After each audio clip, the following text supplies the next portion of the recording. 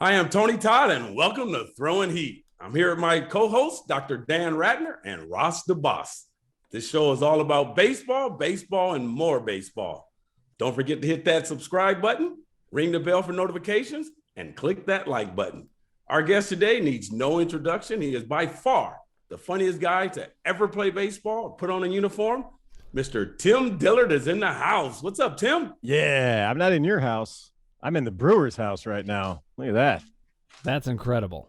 It's right. Really nice. So, Tim, after high school, did you ever imagine that you would have an 18-year professional baseball career? Nah, I actually dreamt of 20. No, just fell short. Yeah, just by a couple. I don't know. I always wanted to play baseball. I wanted to play in the big leagues, right? That's every kid's dream. I wanted 10 years in the big leagues, but I didn't get that. But I did get 1 year. But I don't know. The show's called Throwing Heat, man. Like, I don't know if I ever did that. Well, look, you had 62 strikeouts in your major league career. I wanted to ask you, was that in one game? Yeah, they were all in one game. It was one inning. The catcher kept Wow. dropping the ball. No, I didn't know I struck out that many. You must have read somebody else, Jim Miller, maybe. I don't know. I struck out Aaron Boone, and that was my first major league strikeout. So I remember that when I got the ball on my shelf at home. And he, it didn't keep him down too long. Eventually, he did get over that strikeout and became manager of the New York Yankees. So good for him. He overcame adversity. Yeah. I love that. Didn't know what he was going to do with his life, but it worked out.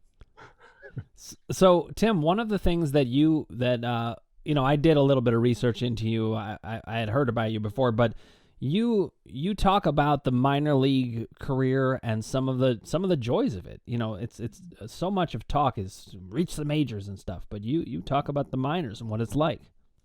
Yeah, sure, Dr. Dan. Yeah, I can talk minor league baseball like this. I'm not really familiar with. I know. I'm dipping my toe as we go. But minor league baseball, it's kind of one of those things. It's a necessary evil in some ways, and people look at it as like a negative thing. Like, oh, wouldn't you rather be in the big leagues? It's like, yeah, but this is where you get to play baseball. Like, this is your job. And part of my job, I felt like, especially as I got older, is to show guys just how fun it is to be in a clubhouse and doing what we're doing, because a lot of those guys operate in like maybe the should category.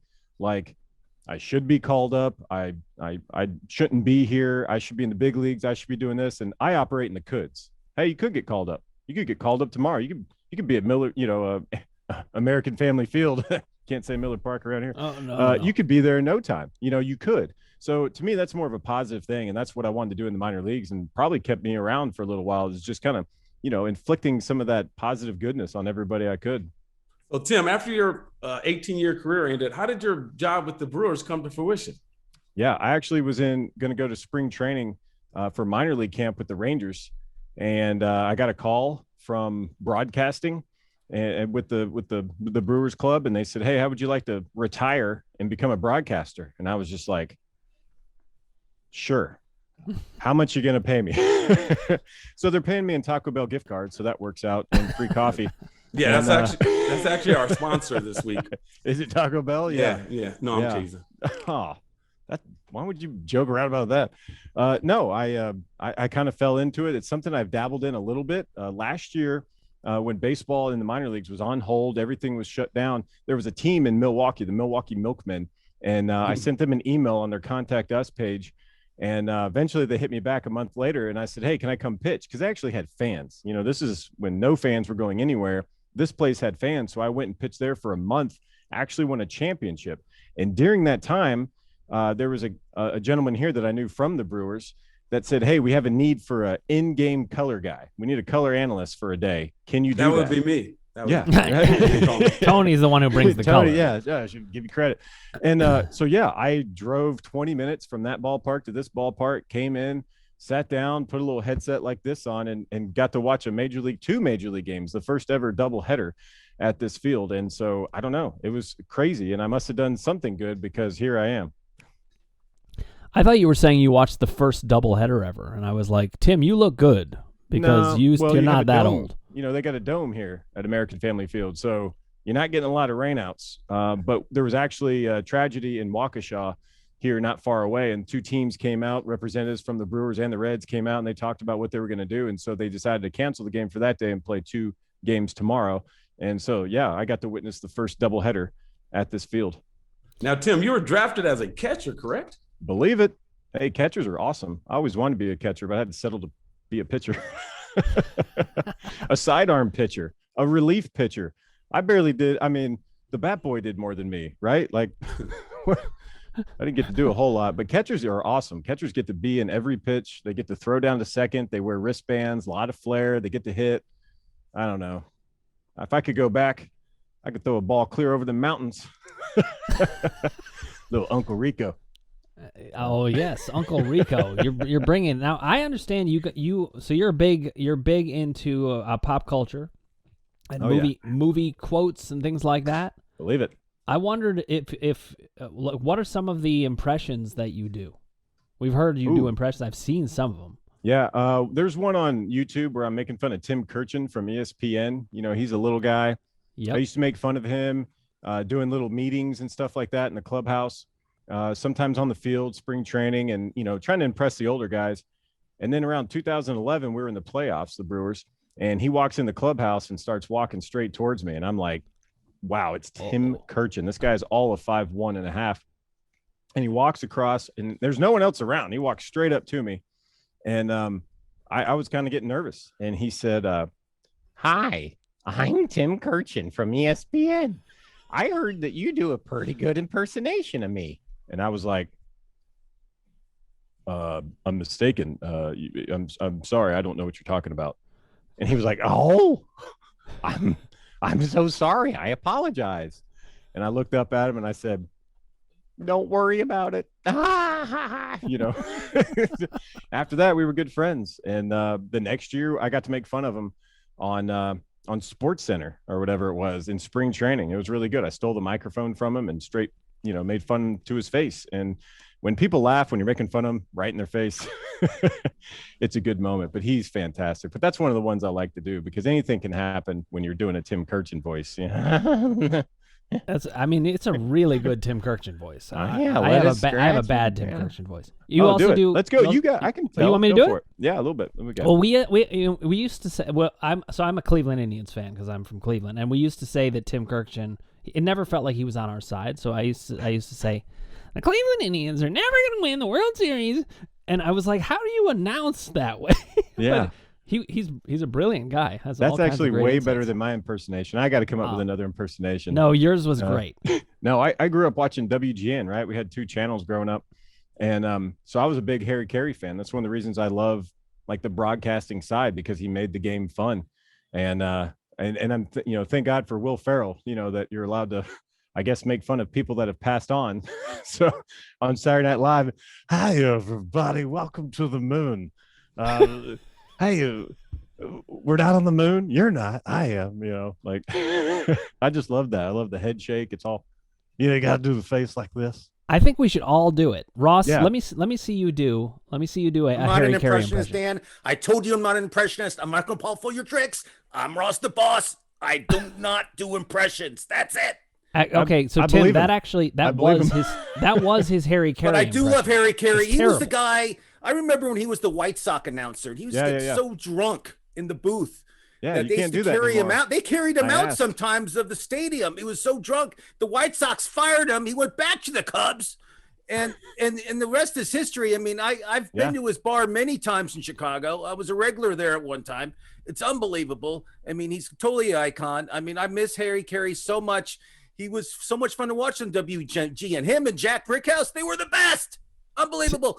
I want to ask you a question, Tim, really quick. Yeah. I want to ask you on Twitter, you do these like short films, I'm going to call them, of movie scenes.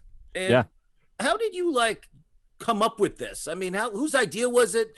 Why? And I know you use the actors from your teams, whatever team you're on, you use them as actors. I mean, it's an unbelievable idea. All these videos go viral. I love it. Tell me about it. Yeah, it all goes back to when I was a kid. I mean, I got 2 older brothers, and we used to make these videos with like the giant, VHS camera, and we would tether that thing to the VCR so we could see ourselves, and we'd make these videos for my grandparents as that would be their Christmas present. And we would act out commercials or, pretend to sing songs or whatever it was. And I don't know. I've always liked doing that. I love people like Jim Carrey, like the animated side of things. And 2015 rolls around and a teammate of mine says, hey man, you should get that Dub Smash app. And I was like, I don't know what that is. I got 4 apps on my phone. I just hadn't had an iPhone, but like a couple of years, like, I don't know what I'm doing. And he was like, yeah, get this app. And what this app did is gave you 10 seconds of like an audio clip where there could be a line from a movie or a commercial or a song or whatever it was. And then you just acted out what's going on. And so needless to say, I shot like 50 videos in about 2 days because you could do 50? It like that. Yeah, at least. The first one I did was Ron Burgundy, you know, and he's like, it's so hot. Milk was a bad choice, you know, and I just did it right next to my locker and guys laughed. And I was like, hey, this could be pretty entertaining. And, you know, when you're playing baseball and you're in the clubhouse, you got to be careful what you share. And nobody films in the clubhouse, right? Like that's the code and no one does that. I started doing that, but I asked permission from the Brewers. This was probably year maybe 13 that I was with the Brewers. So they knew me. They knew my track record. They knew what I was about, and I wasn't going to post anything, you know, bad out there, representing the team and things like that. So I'd earned that trust. That's kind of why you don't see other people doing stuff like that in the clubhouse, is because, you know, you have to have that relationship. And anyway, I talked to the people higher up and they were like, dude, we want to see more videos. I was like, all right. So here we are. We're all dressed up, you know, we're using bats as like lightsabers, you know. I mean, it's just crazy because everybody loves these movies. And so how can we relate that to baseball and just have some fun? Because the game out there, I'm telling you, the game out there is really hard. I mean, it brings a lot of anxiety, a lot of fear. It controls your mind. And so what I did is I was like, you know what, let's do some videos and let's dress up and create something goofy, pointless, and have a good time doing it and forget about what goes on out there for just a little bit. So how did you and Tony Todd meet? Tony brags about you all the time with me. I mean, he tells me you're the funniest guy in baseball. And I said, I don't know about that, Tony, but after watching your viral videos, you are the funniest guy in baseball. So how did you and Tony meet? Spring training last year, right? It feels like 9 years ago with everything that's gone on since.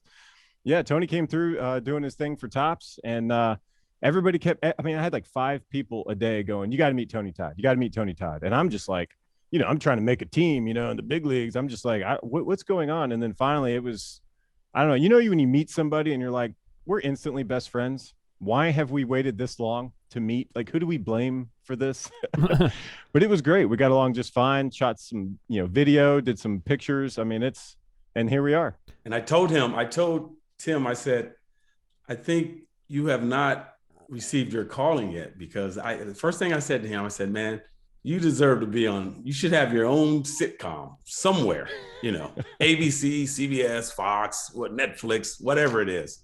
But I think that may come to fruition one day. Yeah, like I said, I'm just dipping my toe in the whole realm outside of professional baseball, playing wise. So I don't know. I enjoy TV. I watch it. I love movies. I would like to be in that realm. I'm kind of an ideasman. Baseball is pretty self-explanatory. They tell you what to wear. They tell you where to go, right? They tell you what to do. And so I got this whole creative side that you kind of just, you know, don't always get to see. And I don't know. I like that realm. Actually, I was going to ask you, it seems like you've kind of developed a career that allows you to be fully you, just across the board. And I applaud that. And how did you get to that? Because a lot of times people feel boxed in by one part of themselves. Ooh, man, I don't know how much time we got. Oh man, see, now listen, Tim, I'm a therapist, so I ask questions like that. Oh, okay. So you're not a dentist. So listen, you can just move to the next question. You can do a Harry Carey imitation to get yourself off the hook. I'll take this one. Okay, you take it. Yeah. No. I would say that it's transparency. You know, some of my favorite people I've ever met are the ones that are the most honest and the most transparent. They have nothing to hide, and that makes them authentic. And it's genuine, and you can see it. It's not fake, and you can tell the difference. You might even have somebody in mind or whatever, but my favorite people are the ones that are just like, this is who I am. And so when I go around wherever I'm at, I want to create a judge-free zone. Like, there's a lot of grace in this bubble. You know, I'm with you. I'm not judging you. Who am I? Let's have some fun together. I'm very forthcoming. My wife's like, you need to keep stuff, you know, kind of, you know, like keep that under wraps. But I don't know. I feel like that's the way to live. I want to walk into the room and be the freest person in the room. And that comes with being transparent of going, this is who I am. And that's kind of the reason I, got kind of big on social media, is just because people would meet me and be like, oh, you're just like you are on social media. It's like, I mean, that's a good feeling, knowing that you're comfortable with who you are. I mean, I wish I was comfortable with 10 years in the show, but like, I'm good now. I mean, the places I've gone, the people I've met, like Tony, I mean, the experiences I've had, I wouldn't trade it for anything in the world. So that has a lot to do with just being willing to be yourself. Tim, talking about being comfortable, I was doing my research on you, like I do with every guest that comes on Throwing Heat. And I came across a video of you at a Spanish award show. I have 3 questions here. First question is, how did you get booked for that show? Uno. Why did they invite you to come on that show when you don't speak any Spanish except maybe 2 words? Dos. And whose idea was it for you to like sing? I'm not gonna give the joke up. You can tell the story. Whose idea was it for you to sing? So go. Yeah. So I don't even know what year it was, maybe 2016-ish, 17. We started doing Latin music videos in the clubhouse. It started out with one of our infielders from Venezuela. And he said, I kept hearing the song in the clubhouse, right? Clubhouse music's a thing. I don't know if you guys have done a whole show on that. You should. I know a lot of people that have great playlists, but you hear this Latin music. And there was a time I know these songs, right? Especially if they're classics where you hear them year after year. And so I was just singing one day, and this guy goes, dude, we should totally do that. So I said, okay. And so we made this video, and the guy that I think sang it, Chino and Nacho, which they've broken up. Oh, don't get me started.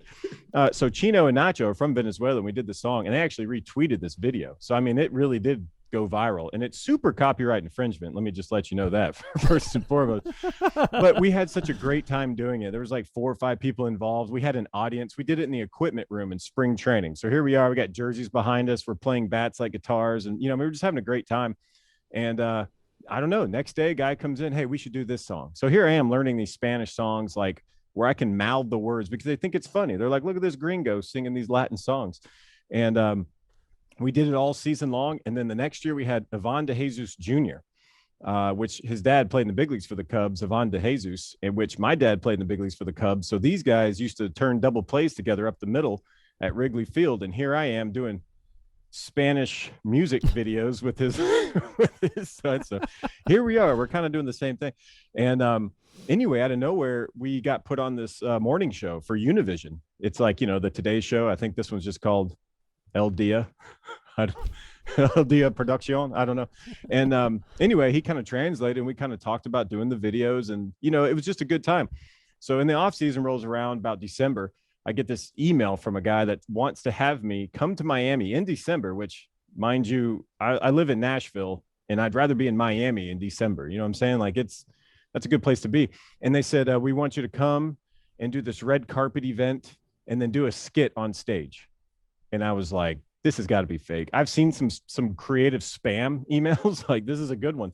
And I was like, no, I'm not going to do this. And then they got my phone number, and this producer called, and she's like, oh, team, you come, you bring your wife, you walk red carpet. It's going to be nice. I was like, I can't say no, because they were like, you have to come. So I show up, I got a tuxedo t-shirt on and jacket, looked really good.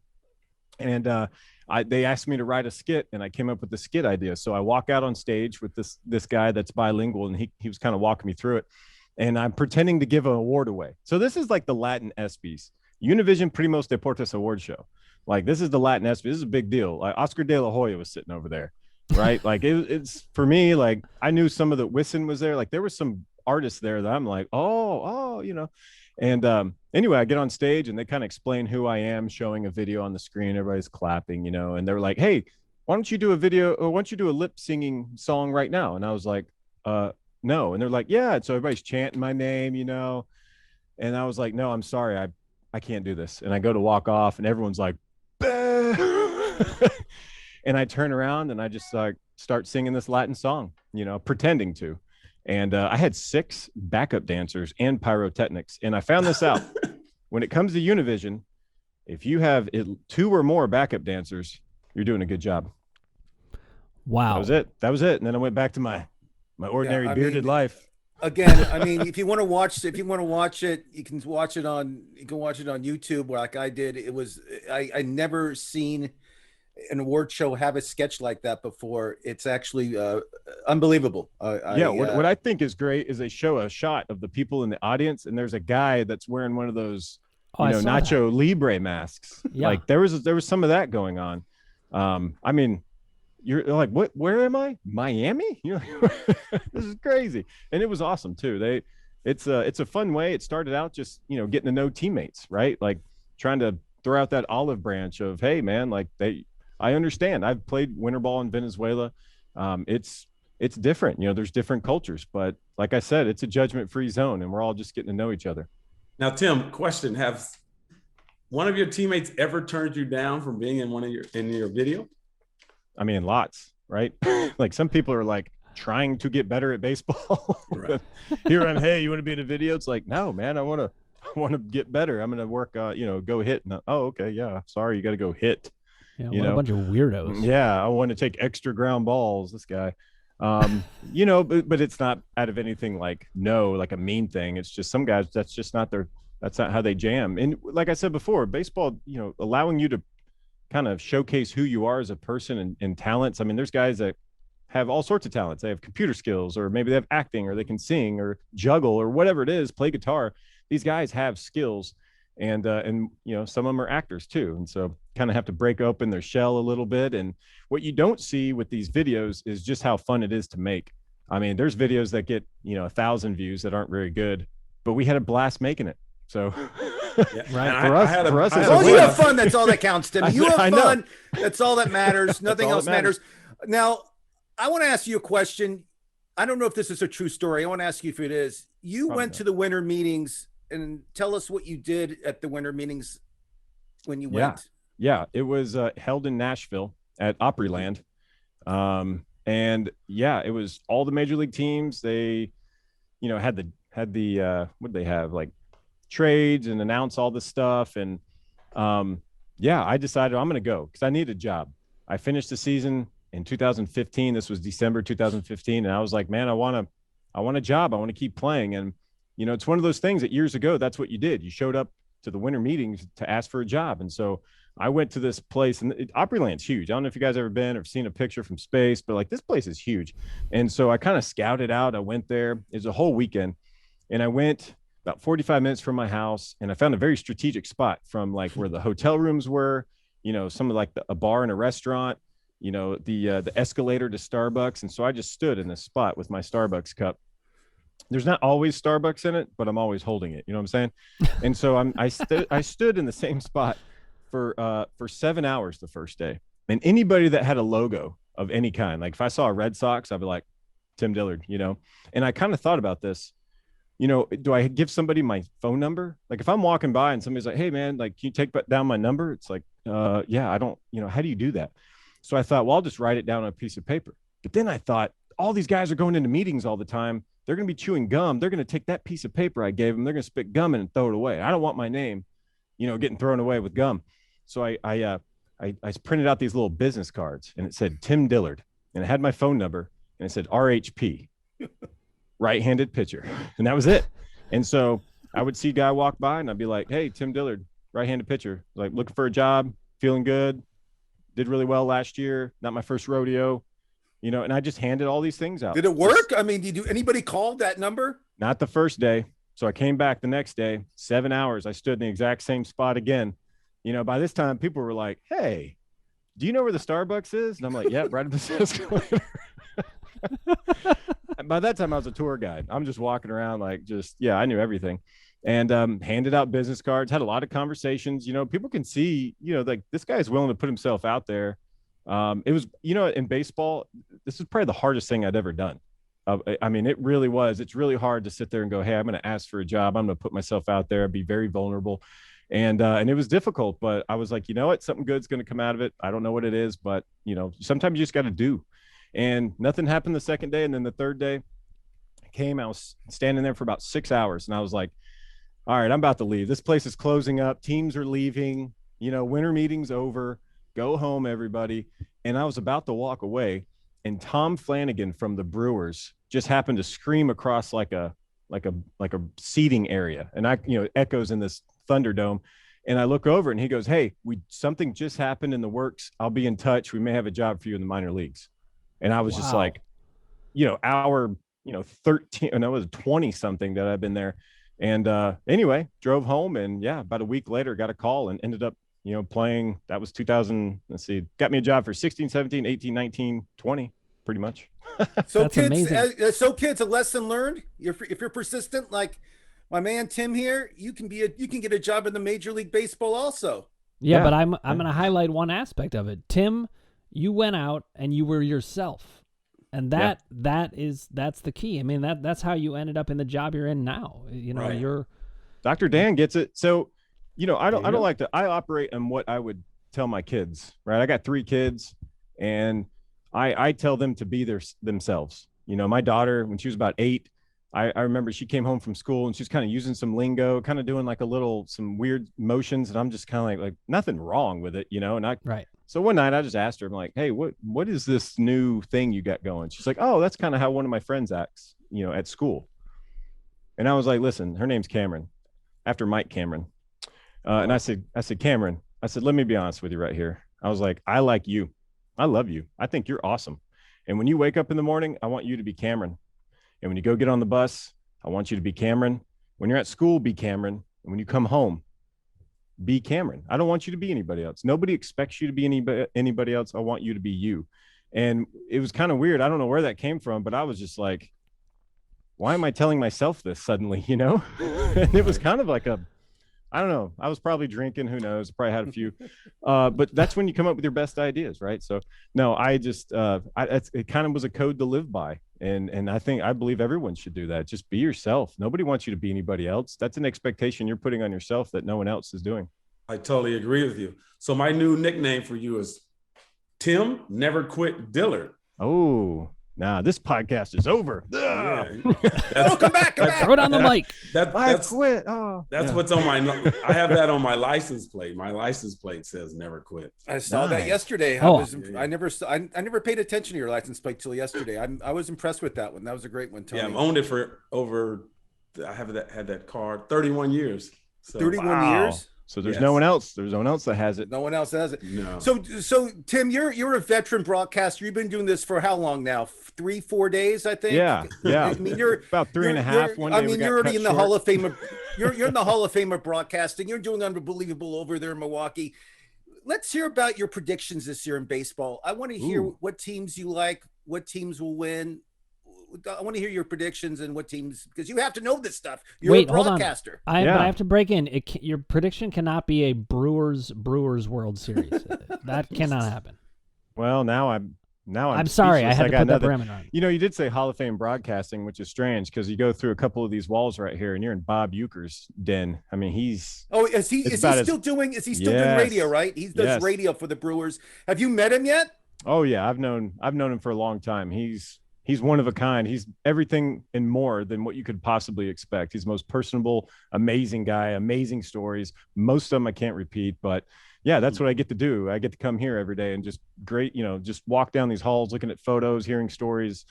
It's awesome. But as far as the season, wow, predict some stuff. If you look at just straight up payroll, you have to say Dodgers, Yankees, right? But what's baseball taught us, it's not always going to do that. Look at the Rays last year. It's still too early to tell. I really like the Padres, but they just lost Fernando Tatis Jr. last night. Shoulder subluxation. Maybe Cody Bellinger with the Dodgers going down. You had to think that it was going to be somebody in the NL West, but now, I mean, I'm looking at the Brewers. They're about to put it together because they got depth like nobody else has. And that's my job. I have to look at what they have. And I know these guys on an intimate level. Behind me, you see these guys. This is alternate site practice. And I mean, all these guys are big leaguers. They're just waiting for their chance. So everyone's staying ready. I don't know, man. It's hard. You start looking at the Dodgers rotation. That's one of the best rotations in the National League. As far as the American League, I mean, how are you going to count out the A's? I feel like the A's can pull off playoffs every year. Every year, no payroll. They have nothing going on, and somehow they make the playoffs. I don't know. Every year. How do they do that? No one knows. But they anyway, didn't. They never made a movie about it or anything. Moneyball. Yeah, No. you know, I saw that Moneyball. movie. We were in the playoffs. I was in Arizona, and I walk out of Moneyball, and am I allowed to say that on air? I don't. So I walk out and Sure. just saw this whole movie about, you know, talking about hitting and the A's doing all this stuff. And behind me was Sean Markham and Randy Wolf. These guys are big league guys, pitched for like, you know, Randy Wolf pitched for like 16 years, and they just started laughing. And I look back, and they're like, they totally disregarded the fact that the A's had Tim Hudson, Mark Mulder, and Barry Zito, 3 potential Cy Young Award winners on that staff, and they don't even bring it up. So yeah, that's my Moneyball. That's funny. They missed the big headline. They missed it. Yeah. So can we expect Bob Euchre to be in one of your videos this year? What's gonna? I mean, you'll just keep doing them, obviously. Will Or do you do a Bob Euchre? spot? Do you do a Bob Euchre No. imitation? I would never make fun. I just can't. And even if I could, I wouldn't do it. He got in one of my videos years ago. I came up here to kind of do social media stuff back in 2000 something. And I wanted to do like a live from, you know, Miller Park at Saturday night, like a Saturday Night Live. Because I can do that guy, the Saturday Night Live guy. Oh, you know, like Will Ferrell, you know, that kind of stuff. Yeah, So- his name is Don Pardo. Yeah. So I was like, hey, Euchre, I just need you to do live from Miller Park at Saturday night. Like, just, I kind of told him what I was doing. He's like, okay. And then he starts telling a story about Saturday Night Live because he knows everybody. And then he starts talking about wrestling. And then he starts talking about baseball.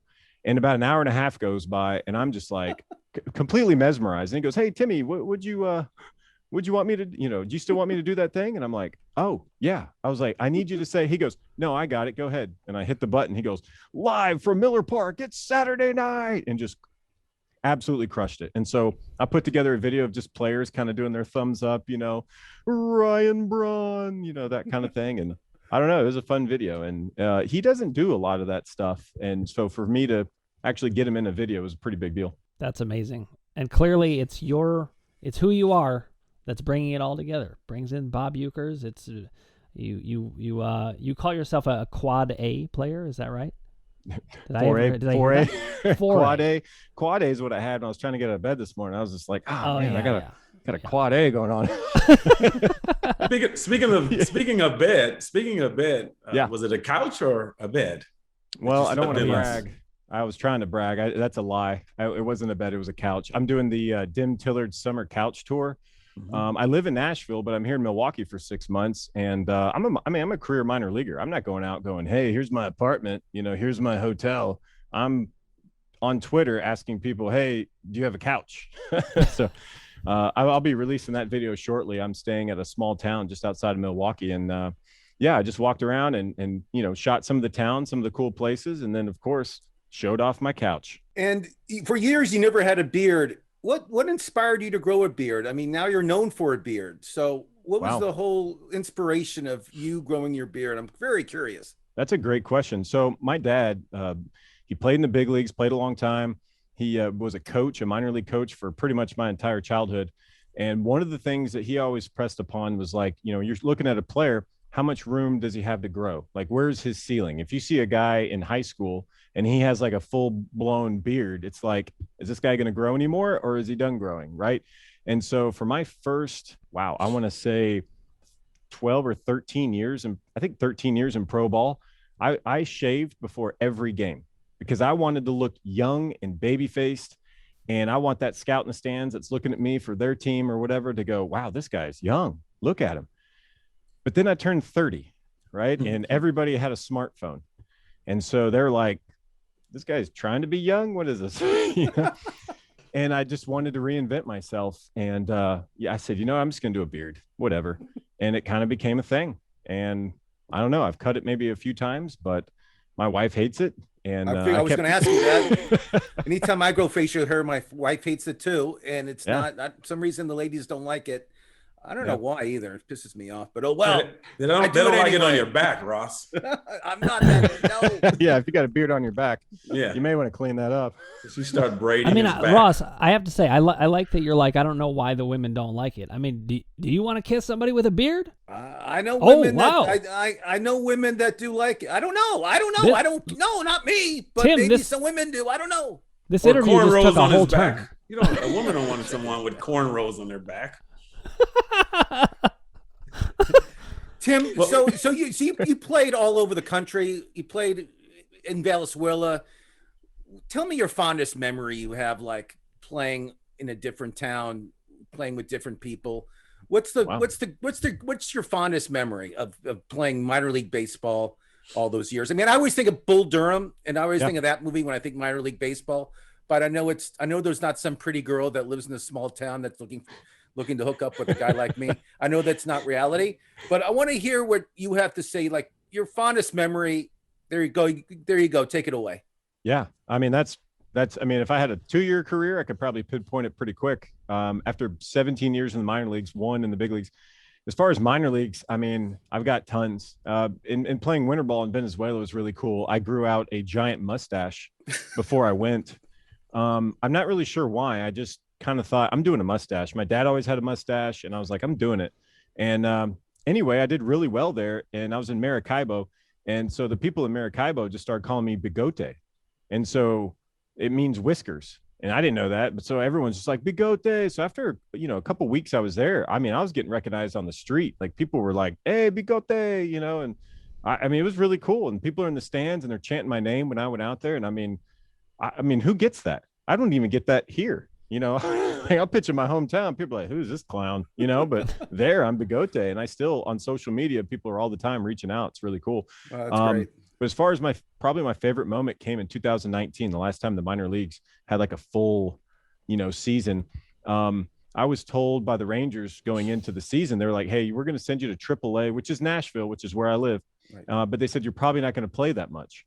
And anyway, by the end of the first month in April, I was in the starting rotation, and I was starting, and then I was also pitching in relief a couple days later. So I ended up throwing more innings in the minor leagues than anybody in any part of minor league baseball at any level. It was me. I threw more. And it kind of came to a culmination. One of my last starts of the year, I got to throw a complete game. And that just doesn't happen very often anymore. It rarely happens at the big leagues nowadays, and to do that in the minor leagues, because usually they got people that have to pitch, right? You're on a schedule, and they're going to let this old bearded guy go out there and drag his carcass for 9 innings. I mean, it was a pretty special moment because I got done with it. I was tired. My kids were in the stands. They watched me compete, which is really cool because they're into sports. And, just to kind of show that level of competition and how much you can make something really matter. But after the game, this is why I brought this up is, they all took me in the shower, my teammates, and they gave me a beer shower, like complete game. That's great. I'm 30 at that time. I was probably 35. I mean, it was a big deal. Wow. And it's the little things. You want praise from your peers. That's the ultimate compliment. Well, thank you, Tim, for being our guest. It's been great having you, man. And yeah, this is awesome. Very memorable moment last year meeting you. Yeah. At Rangers camp. You owe me a foosball game. Your foosball table back there. Hey, the airlines are open, man. No problem. Come on out. I got a job right now, but if you got a couch. Oh, that's an easy trade. That's all you need to get Tim Dillard to your house. Couch. I have a couch and a television. That's it. That you got Cribs, right, on MTV. Well, mine's just called Couch. Yeah. Gonna be a thing. But thank you for being our guest. Thanks for coming on, Tim. Yeah, thanks for having me, guys. Thanks, Tim.